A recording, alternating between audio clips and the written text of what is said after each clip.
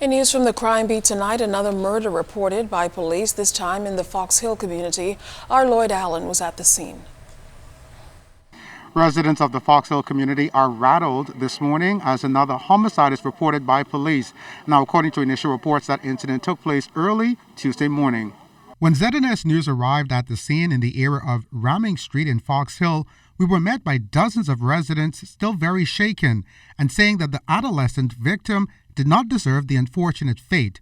Chief Superintendent Shanton Knowles explains. We know that around that time the young man, the deceased, was approached by a lone gunman who opened fire on him before running towards Cox Street and getting into a small Nissan vehicle and making his escape. And we are appealing to members of the public, especially those in this Fox Hill community. We know that this is a tight-knit community, but we do believe and we are confident to believe that the people in this area will assist us in solving this incident. With the curfew still in effect, Knowles explains any serious incident, whether during or outside of the curfew, is a concern for police. We are concerned that it happened at all. We don't wish for incidents like these to happen. We continue our patrols and we are pleading to the people to adhere to the curfew.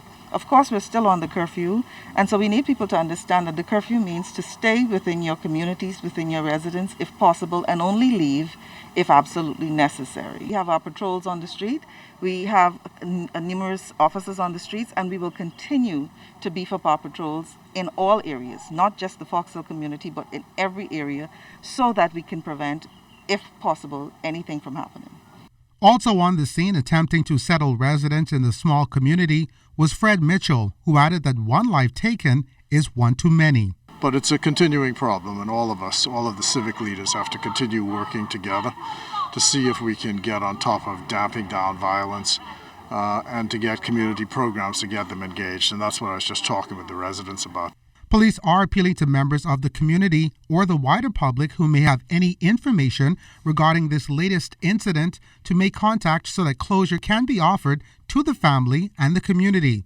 Those contact numbers again are 919 Crime Stoppers at 328-TIPS, New Providence, or the Central Detective Unit at 502-9991 or 2. Lloyd Allen, ZNS Network News.